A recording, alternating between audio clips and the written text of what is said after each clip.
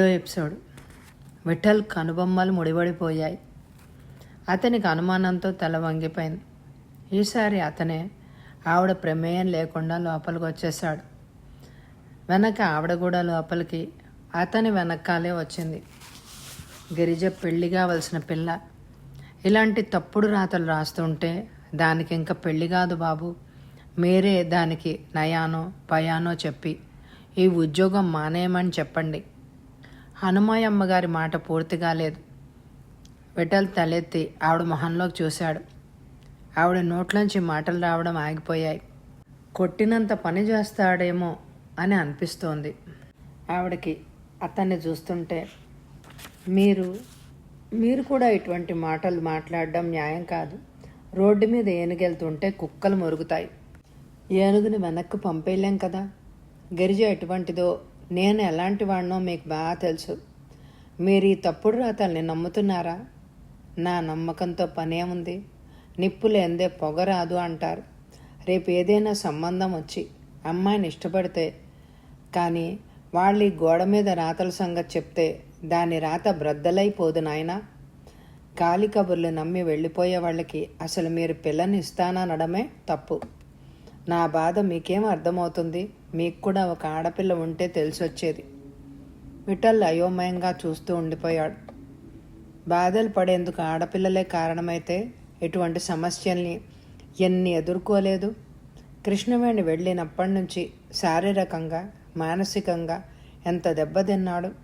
ఈ విషయాలన్నీ అకొరుపు పెట్టేంత చనువు లేదు అతనికి. మీరు చెప్తే గిరిజ వింటుంది. నా శాయశక్తిలో ప్రయత్నం చేస్తాను. ఆవిడ వెళ్ళిపోతూ అంది. గిరిజను మీరు అడిగి చూడండి. అది ఒక విధంగా ఒప్పుకోదు. మీరే ఒప్పించాలి. అలాగే. విఠల్ అక్కడే సోఫాలో కూర్చుండిపోయాడు. అతను హనుమాయమ్మ గారితో వాదించి ఇటువంటి అపవాదులకు భయపడొద్దు అని చెప్పాలి అని అనుకున్నాడు. తీరా ఆవిడ మీకు ఒక ఆడపిల్ల ఉంటే తెలిసొచ్చేది అనగానే నోరు మూసేసుకున్నాడు. ఒక విధంగా ఇప్పుడు గిరిజ కుడిభుజం అయిపోయింది. అది వరకు రోజుల్లో అతను రోజుకి 18 గంటలు షెడ్లోనే గడిపేవాడు. ఇప్పుడు గిరిజ వచ్చిన తర్వాత కంటి నిండా నిద్ర పోగలుగుతున్నాడు. కృష్ణవేణి రాసే ఉత్తరాల్లో ఏమి విశేషాలు ఉండవు. ఇతనికి దొరికిన సమయంలో ఉత్తరం రాస్తే వారం రోజుల వరకు అందదు. రోజులు గడుస్తుంటే అతనికి కృష్ణవేణి అందాల రూపం కనుమరుగు అవుతున్నట్లు అనిపిస్తోంది. ఆ స్థానంలో గిరిజ అపురూపంగా అతన్ని ఆక్రమించుకుంటోంది. డాడీ, మీరు షెడ్లోకి రండి. పెద్ద పిల్లాడు పరిగెత్తుకొచ్చాడు. ఏం జరిగింది? విఠల్ చటుక్కున లేచి నిల్చున్నాడు. వాడు సమాధానం ఇవ్వలేదు. విఠల్ గబగబా అక్కడికి చేరుకున్నాడు. గిరిజ చుట్టూ చిన్న చిన్న కోడిపిల్లలు 100ల సంఖ్యలో చేరుకున్నాయి. ఆ చిన్నపిల్లలు తెలుపుగా మరీ ముద్దుగా కనిపించేసరికి పెద్దబ్బాయికి ముచ్చటేసింది. అప్పుడప్పుడు ఇటువంటి సుందర దృశ్యాలు విఠల్ తన కెమెరాలో బిగించడం పిల్లలకు తెలుసు. రెప్పవేయకుండా 5 నిమిషాలు అక్కడే నిల్చుండిపోయాడు. గిరిజ మొహంలో వెల్లివిరిసిన ఆనందం భాష కందని రూపంలో విఠల్ మనసులోకి హత్తుకుపోతోంది. గిరిజ. సుందర స్వప్నం కరిగిపోయినట్లు ఉలిక్కి పడింది గిరిజ. ఏం సార్, నీతో మాట్లాడాలి. మీరు మాట్లాడబోయేది నాకు తెలుసు సార్. నువ్వు కిందకి రావా? విఠల్ కఠినంగా అడిగాడు. వస్తాను సార్. ఈ ఉద్యోగం మానేయను. నీకు అసలు భయం లేదా? నేను ఇప్పుడు తప్పేం చేశాను సార్? తప్పు చేయని అవసరం లేకుండా మన ఇద్దరి పేర్లు గోడల మీదకి ఎగబ్రాకాయి. రేపు భవిష్యత్ ఏమైపోతుందో ఆలోచించవా? గిరిజ గొల్లున నవ్వింది. పిల్లలన్నీ చటుక్కున చెదిరిపోయాయి. మరోసారి నవ్వినా అవి ఇక్కడుంటే విసుగనిపించి నేను నవ్వేదాన్ని కాదు. నువ్వు ఏం మాట్లాడుతున్నావో నీకేమైనా అర్థమవుతోందా? నిక్షేపంగా. నువ్వు పిలిస్తే రాకపోతే నీ చేతులు కాళ్ళు కట్టేసి తీసుకెళ్లాల్సి వస్తుంది. గిరిజ చిన్నగా నవ్వింది. మీరు ఆ పని చేయలేరు సార్. అబ్బా, దానికేం కానీ నేను మాత్రం ఉద్యోగం విడిచిపెట్టను. గిరిజ, నీకు పెళ్ళి కావాలి. ఇటువంటి వార్తలు నిమిషాల మీద వ్యాపిస్తాయి. రేపు నీకు పెళ్ళి కాదు. సార్, నన్ను చీటికి మాటికి బెదిరించకండి. మీ బెదిరింపులకు నేను ఠారెత్తిపోయేదాన్నే కాదు. ఒక మనిషి అభివృద్ధిలోకి వస్తూ ఉంటే చేతనైతే ధైర్యం చెప్పండి, సలహా ఇవ్వండి, ఆదుకోండి. అంతేగాని పెరికి మందు పోయకండి. విఠల్ నివ్వెరబోయాడు. ఇంత క్రితం సగం చెప్తూ ఆపేశాను. నేను నవ్వినప్పుడు పారిపోయిన కోడిపిల్ల లాంటి దాని కాదు. నేను గోడ మీద బోడి రాతలకు భయపడేందుకు. మరి నేను వెళ్ళొస్తాను. నువ్వు మానేయకపోతే మీ అమ్మ మా ఇంటికి రాదు. నా పిల్లలకు వాళ్ళమ్మ వచ్చే వరకు ఆవిడ రక్షణ కావాలి. వెళ్ళిపోతున్న గిరిజ హఠాత్తుగా ఆగి భుజం మీదుగా తల తిప్పి అతని వైపు ఒకసారి చూసింది. అతను మరి మాటలు పెంచలేకపోయాడు.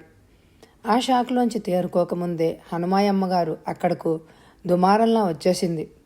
విఠల్ బొమ్మలా కూర్చుని ఉండడం చూడగానే తగ్గిపోయింది. ఆవిడ అడుగుల చప్పుడుకు విఠల్ తెప్పరిల్లాడు. క్షమించండి, మీ అమ్మాయి నా మాట వినడం లేదు. ఆవిడ కళ్ళలో చప్పున నీళ్లు చేరుకున్నాయి. నాకు తెలుసు అది మీ మాట వినదని. మీరు వెళ్ళగొట్టవలసింది. నేను ఆ పని చేయలేనండి అని ఊరుకున్నాడు. ఆ తర్వాత ఆవిడ కూడా నోరెత్తలేకపోయింది. పిల్లలు ఆకలి అనగానే వాళ్ల వెనక కిందకి వెళ్ళిపోయింది.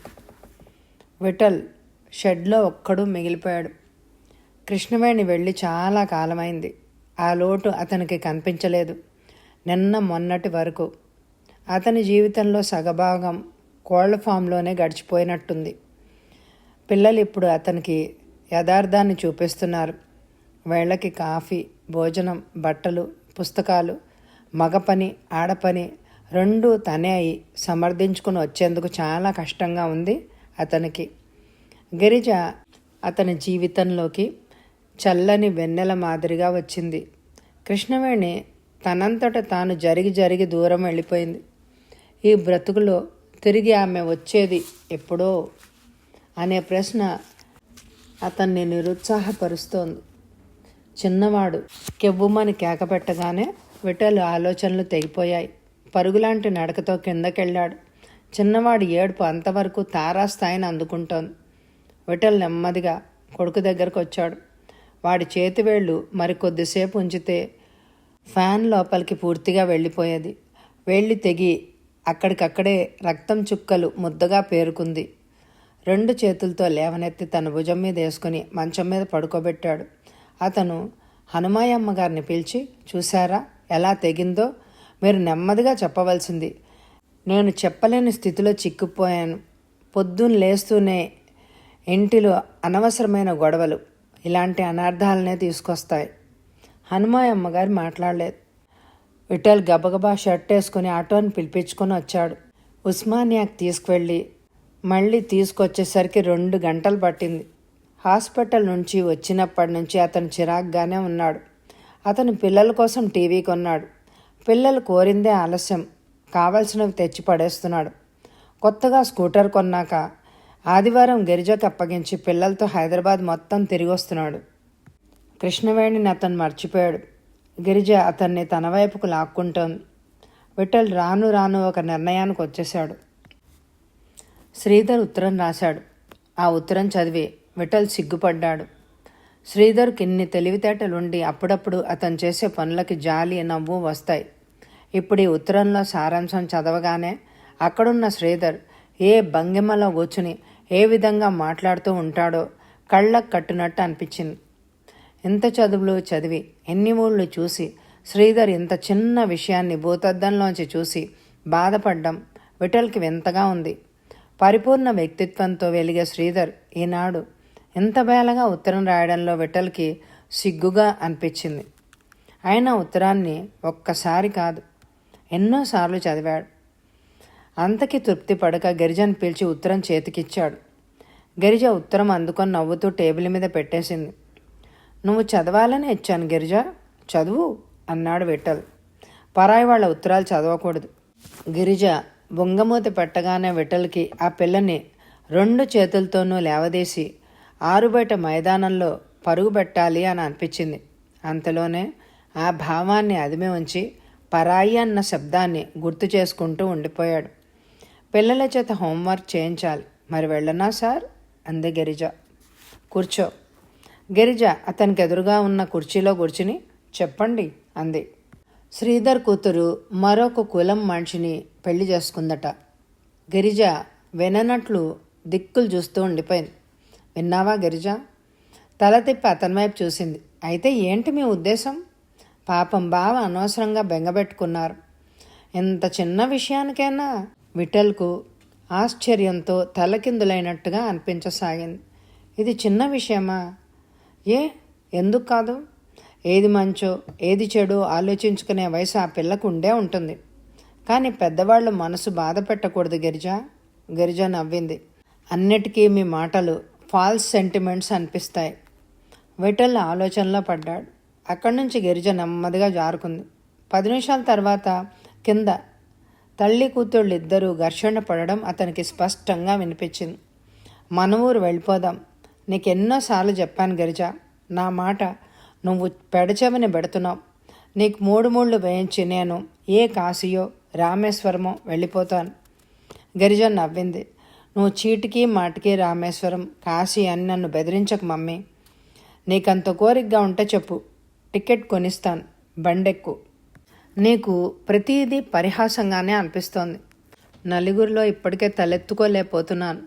ఈ కోళ్ల ఫామో గాడిదల ఫామో ఇంకెక్కడైనా పెట్టుకొని అవ్వోరిస్తే నేను నిన్నెలా వేధించే పనే లేదు. అక్కడ మాత్రం నీకు సమస్యలు ఉండవని నమ్మకం ఏంటి? అమ్మా, ఈ ప్రపంచంలో ఒంటరిగా ఉన్న ఆడవాళ్ళని చూస్తే అందరికీ నవ్వుగానే అనిపిస్తుంది. నువ్వు కాదు కూడదు అంటే నిన్ను ఏ మఠంలోనో చేర్పించేస్తాను. నాకు కొన్ని ఆదర్శాలున్నాయి. పొట్ట చేత్తో పట్టుకొని ఎప్పటికప్పుడు పిడికెడు మెతుకుల కోసం ఒకరి చేతి కింద దేవరించవలసిన కర్మకు గుడ్ బై చెప్పేస్తాను. ఇప్పుడు విఠల్ గారి దయ వల్ల మనకేమీ లోట్లేదు. ఇక ముందు అటువంటిది రాకూడదు. ఆవిడ ఇంచుమించు ఏడుపు స్వరంతో అంది. నువ్వు నేను చెప్పే మాటలు విననంత పెద్దదానివైపోయావు. నీ కర్మ ఎలా ఉంటే అలాగే కాని. గిరిజ పిల్లల్ని రమ్మన్నంటూ అక్కడి నుంచి వెళ్ళిపోయింది.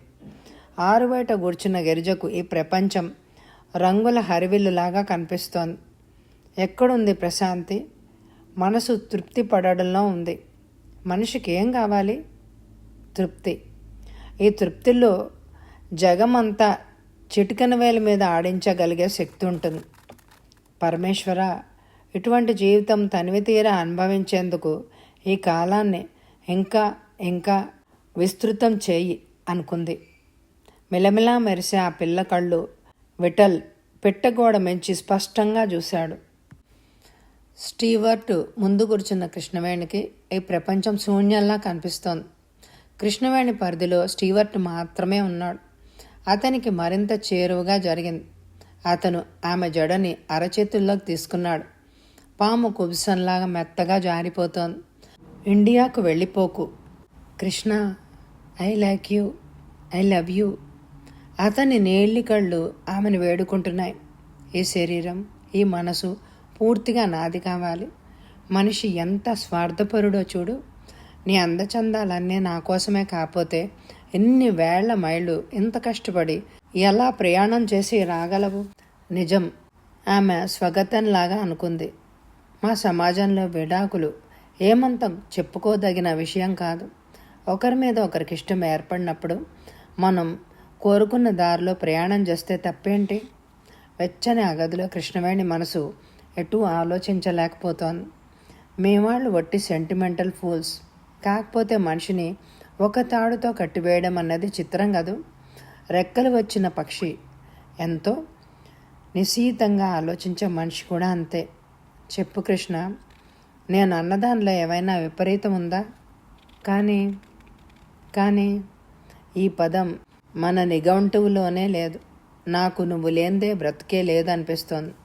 నీ ముఖంలో అమాయకత్వం నిన్ను 30 ఏళ్ల దానిలా ఆలోచించనీయడం లేదు. తిరిగి 18 ఏళ్ల పిల్లలా మారిపోతున్నావు. నేను నీకోసం ఏం చేయమన్నా చేస్తాను. నాకంటూ ఎవరు లేరు. మా అమ్మ లండన్లో ఉంది. నిన్ను చూపిస్తే చాలా సంతోషిస్తుంది. కృష్ణవేణి కళ్ళలోంచి నీళ్లు దారగా చెంపల మీద పడుతున్నాయి. అతను చప్పున వాటిని తుడిచేశాడు. కంగారుగా ఆమె ముఖాన్ని తన వైపుకు తిప్పుకున్నాడు. కృష్ణ, ఎందుకు ఉన్నట్టుండి ఏడుస్తావు? నీకు నేనంటే ఇష్టం లేదా? చాలా ఇష్టం స్టీవర్ట్. నువ్వంటే నాకు పంచప్రాణాలు. నన్ను వదిలి నువ్వు ఇండియా వెళ్ళిపోగలవా? వెళ్ళలేను. నేను వచ్చింది ఒట్టి చదువు కోసమే అనుకున్నాను. కానీ నేను ఇలా ఉచ్చులో చిక్కుకుపోతాను అని అనుకోలేదు. నిన్ను వదిలి వెళ్ళలేను. ఇక్కడ ఉండి ఈ క్షోభ భరించలేను. ఇప్పుడు ఏం జరిగింది కృష్ణ? నాకు నా పిల్లలున్నారు స్టీవర్ట్. వాళ్ళు అమ్మ అని పిలుస్తున్నట్టు అనిపించగానే నన్ను నేను మర్చిపోతున్నాను. రెక్కలు కట్టుకొని మా దేశం పారిపోవాలి అని అనిపిస్తోంది. నీ పిలుపు, నీ ప్రేమ నన్ను కాళ్ళకి బంధాలు వేసి ఆపేస్తున్నాయి. నేనేం చేయను? స్టీవర్ట్ లేచి నిల్చున్నాడు. చలిగాలికి అతడి శరీరాన్ని అదుపులో ఉంచుకునేందుకు కొద్దిగా తాగాడు. ఎక్కడ పొరపాటు చేస్తానో అన్న భయంతో అతను ఆమెకు దూరంగా జరిగి వాలు కుర్చీలో వెనక్కి వాలాడు. కృష్ణవేణి ఇదేమీ గమనించలేదు. స్టీవర్ట్ ఆమెకి కూడా కొద్దిగా లేడీస్ డ్రింక్ ఆఫర్ చేశాడు. ఏ నిషాలో ఆమెకి సర్వ ప్రపంచం మునిగిపోయినట్టు కనిపిస్తోంది. కేవలం స్టీవర్ట్ తనే ఉన్నారిప్పుడు. నెమ్మదిగా లేచి కృష్ణవేణి కొద్దిగా తూలింది. పడిపోకుండా గోడను పట్టుకుని అతనికి దగ్గరగా వచ్చింది. అతని ముళ్ళో తలబెట్టుకుని నిశ్శబ్దంగా ఉండిపోయింది. అతని శరీరం ఆమె మనసుని శాంతపరుస్తోంది. స్టీవర్ట్ ఆమెని ప్రేమ ప్రవాహంలో ముంచేస్తున్నాడు. ఆమె చాలాసేపు ఆ విధంగా ఉండి నెమ్మదిగా లేచింది. అతను కూడా ఆమెను జాగ్రత్తగా పట్టుకొని ఆమె ఉండే అపార్ట్మెంట్ దగ్గర కారులో వదిలి వచ్చేశాడు. 2 రోజులు అతన్ని కలుసుకోలేదు కృష్ణవేణి. ఈ 2 రోజులు నరకాన్ని మించిన బాధని అనుభవిస్తూనే ఉంది. ఆమెకి ఆ మధ్యాహ్నం 3 ఉత్తరాలు వచ్చాయి. విఠల్ దగ్గర నుంచి మామూలు కుశల ప్రశ్నలు అయ్యాక ఎప్పుడొస్తున్నావా అనే 3 ముక్కల్లో ముగించి ఉంది. పిల్లలిద్దరూ తల్లిని రమ్మని పిలుస్తున్నారు. ఆ ఉత్తరాన్ని చాలాసార్లు చదువుకుంది. 2వ ఉత్తరం ప్రభావతి రాసింది. డియర్ కృష్ణ, ఎలా ఉన్నావు? బహుశా బాగుండే ఉంటావు. సూపర్ బజార్ దగ్గర కనిపించిన నీ స్నేహితులు కులాసా అయ్యాయని తలుస్తాను. ఇక్కడికి వచ్చాక ఎన్నోసార్లు విఠల్ని పిల్లల్ని కలుసుకోవాలని ప్రయత్నం చేశాను, కానీ వీలు కాలేదు. ఈ మధ్య నేను బొల్లారంలో ప్రైవేట్గా స్కూల్ పెట్టాను. హెల్ప్ ఎంప్లాయ్మెంట్ స్కీమ్లో బ్యాంక్లో లోన్ తీసుకున్నాను. ప్రస్తుతం స్కూల్ బాగానే ఉంది. నీ పిల్లల్ని చూడాలని ఎన్నోసార్లు అనుకున్నాను, కానీ చూడలేకపోయాను. ఒకవేళ విఠల్ నిన్ను నిలదీసి నువ్వెందుకు వచ్చేసావని అడిగితే నా దగ్గర జవాబు లేదు. కృష్ణ, మనిషి జీవితం ఎంత స్వల్పం. ఆలోచిస్తూ ఉంటే ఈ జీవితాన్ని మంచి కోసం ముగించాలని ఉంది. బ్రతికే ఈ 3 రోజుల్లో మన తరఫు బంధువులకి స్నేహితులకి తలవంపులు తీసుకురాకూడదనే నా ఉద్దేశం. దూరపు కొండలు నునుపు అని ఊరికే అనలేదు. మనం చదివిన అంత మాత్రం చదువుకే మనం చేయవలసిన పనులెన్నో ఆగిపోయాయి అని అనిపిస్తుంది. నేను నిన్ను తప్పు పట్టడం లేదు, కానీ నేను గ్రహించింది ఈ కాగితాల మీద రాసేందుకు ఏమాత్రం సందేహించడం లేదు. సందేహించదలుచుకోలేదు. మంచి కోరే చెప్పే స్నేహితుల్ని అర్థం చేసుకోగలిగేంత పెద్ద మనసుని నీకు దేవుడు ఇవ్వని.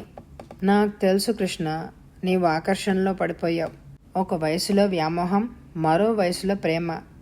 ఏళ్ళు గడిచే పిల్లలు, సంసారం, ఈ బంధాలన్నిటికీ అతీతంగా నువ్వు కోరుకునేదాన్ని ఆకర్షణ అనే అంటారు.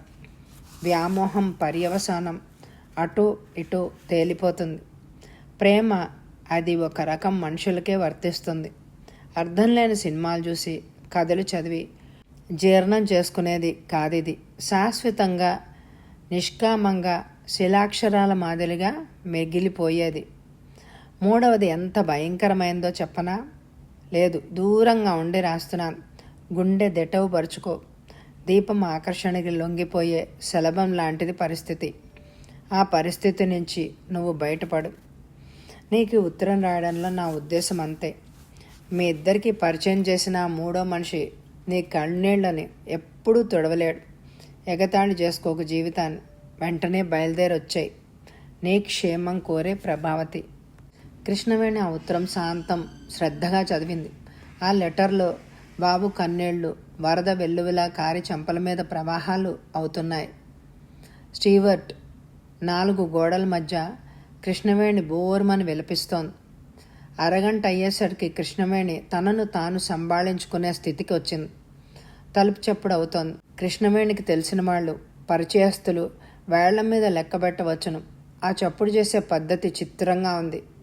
అది స్టీవర్ట్ చేసే శబ్దం. కూర్చున్న చోటు నుంచి లేచే స్థితిలో లేదామె. నవనాడులు కుంగిపోయి శరీరం చచ్చుబడిపోయిన విధంగా ఉంది. లేచి ఓపిక ఏమాత్రం లేదు.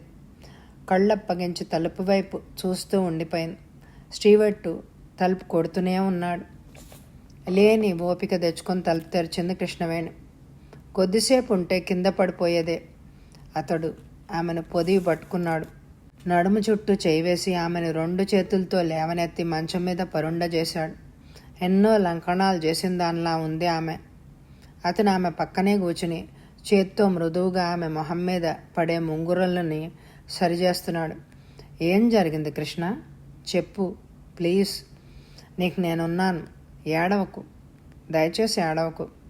హిస్టీరియా వచ్చిన దానిలా ఏడుస్తూ ఉండిపోయింది కృష్ణవేణి. అతను ఎంతో ప్రయత్నం మీద ఆమెను మాట్లాడించగలిగాడు. నీకు దండం పెడతాను శ్రీవర్, నువ్వు వెళ్ళిపో, నాకు దూరంగా వెళ్ళిపో. నిన్ను కాదనే బలం లేక నేను నా దేశం వెళ్ళలేకపోతున్నాను. నువ్వు నాకు కావాలి, అది సాధ్యం కాదు. ప్లీజ్ నన్ను విడిచి వెళ్ళిపో. అతని కళ్ళలో నీళ్లు చేరుకున్నాయి. సమాధానం ఇవ్వలేదు అతను. కృష్ణవేణి లేచి కూర్చోవాలని ప్రయత్నం చేసింది. సాధ్యం కాలేదు. అతని తొడ మీద తలవాల్చేసింది. అతను ఆమె మొహాన్ని తదేకంగా చూస్తూ I love you, I love you అన్నాడు. కృష్ణవేణి ఆ చేతుల్ని వదుల్చుకోవాలని చూసింది. అంతకంతకు అతను ఆమె మొహాన్ని 2 చేతుల్లోకి తీసుకుని పెదవుల మీద నెమ్మదిగా ముద్దు పెట్టుకున్నాడు. వెచ్చని అతని కౌగిలి ఆమెని ఈ ప్రపంచానికి దూరంగా తీసుకెళ్తోంది. ఆమె అభ్యంతరం చెప్పడం లేదు. చాలా రోజులుగా విఠల్ ఆమె కంటికి మనసుకి దూరం అయిపోయాడు. నేనేం చేయను స్టీవర్ట్, నిన్ను వదులుకోలేను. విఠల్కి దూరం అయిపోనూ లేను. నాకు చావు కూడా రాదే. అస్పష్టంగా అనుకుంటున్న ఆమె మాటలు అతనికి వినిపించడం లేదు. ఆమెని 2 చేతులతో బంధించాడు. ఆమెకి ప్రభావతి రాసిన ఉత్తరం జ్ఞాపకం వచ్చింది. ఆ ఉత్తరమే కళ్ళ ముందు కదలాడుతోంది. ఆ లెటర్లో ప్రతి అక్షరం ప్రపంచంలో మనిషి రూపంలో కనిపిస్తూ ఆమెను వెక్కిరిస్తూ ఘోషపెడుతున్నాయి. చటుక్కున అతన్ని దూరంగా జరిపేసింది. అతను సిగ్గుపడి తలదించుకొని ఐఎమ్ సారీ అన్నాడు. కృష్ణవేణి లేచి కూర్చుంది. 2 నిమిషాలు విశ్రాంతిగా ఆగి మంచం దిగి స్టవ్ మీద టీకి వేడినీళ్లు పడేసింది. బయటికెళ్ళి మొహం కడుక్కుని వచ్చింది. ఇప్పుడు మనసంతా రిలీఫ్గా ఉంది. అతనికి కొంచెం దూరంలో కూర్చుని నవ్వుతూ బై ప్రోగ్రాం ఏంటి అని అడిగింది. అతను ఆమె నవ్వు మొహం చూసి ఎట్టూర్చాడు. ఎక్కడికైనా సరే, పిక్చర్కి వెళ్దాం పదా. కృష్ణవేణి సంతోషంగా ఒప్పుకుంది. అంతక్రితం తీసుకున్న నిర్ణయం గాల్లో కలిసిపోయింది. సినిమా చూసి వచ్చే వరకు స్టీవర్ట్తో గడపబోయే భవిష్యత్తుకి పునాదులు వేసింది. ఆమె కళ్ళ ముందు తిరిగి చీకటి పొరలు కమ్ముకుంటున్నాయి. సినిమా తర్వాత ఆమెను డ్రాప్ చేసి తిరిగి వెళ్ళిపోయాడు. విందు జరుగుతోంది. ఆడ మగ విచక్షణ లేకుండా హాయిగా గడుపుతున్నారు. సమయం గురించి ఆలోచించే వ్యవధి లేదు ఎవరికి. కృష్ణవేణి కూడా జిన్ తీసుకుంది. హాల్లోకి ఆడమనిషి రాగానే ఎక్కడి వాళ్ళక్కడ నిశ్శబ్దంగా నిల్చుండిపోయారు. 2 క్షణాల వ్యవధిలో అందరి కళ్ళు ఆమె మీదే నిల్చున్నాయి. కృష్ణవేణి తదేకంగా చూస్తుంటే శ్రీవర్ట్ అడిగాడు, ఎలా ఉంది ఆవిడ? చాలా బాగుంది కదూ, ఎవరి మనిషో. కృష్ణవేణికి కోపం ఆగలేదు. నెమ్మదిగా అంది, ఏ ఆవిడ బాగుంటే ఇక్కడే ఎందుకు నిల్చున్నారు? పదండి. ఆవిడ బలవంతం పెడుతూ ఉంటే ఎదురుగా ఉన్న టేబుల్ వైపు నడిచాడు అతను. హలో అంది. ఆమె అతి సామాన్యంగా ఉన్న కృష్ణవేణిని అందరూ ఆసక్తితో చూస్తున్నారు. స్టీవర్ట్ తప్పించుకొని మరో టేబుల్ దగ్గరికి కృష్ణవేణిని తీసుకొచ్చాడు. గంటసేపు చిత్రంగా నిమిషాల మాదిరిగా దొర్లిపోయాయి. కృష్ణవేణి శ్రీవర్ట్ వైపు క్షణకాలం చూసింది. ఆమె మనసు నిండా గుబులు పేరుకుంది. అతను ఆమె వైపు తేరిపారా చూసి చెప్పు అన్నాడు. వచ్చే ఎపిసోడ్లో కథ కొనసాగుతుంది. ఈ ఎపిసోడ్కి తప్పకుండా ఎక్కువ లైకులు ఇవ్వండి.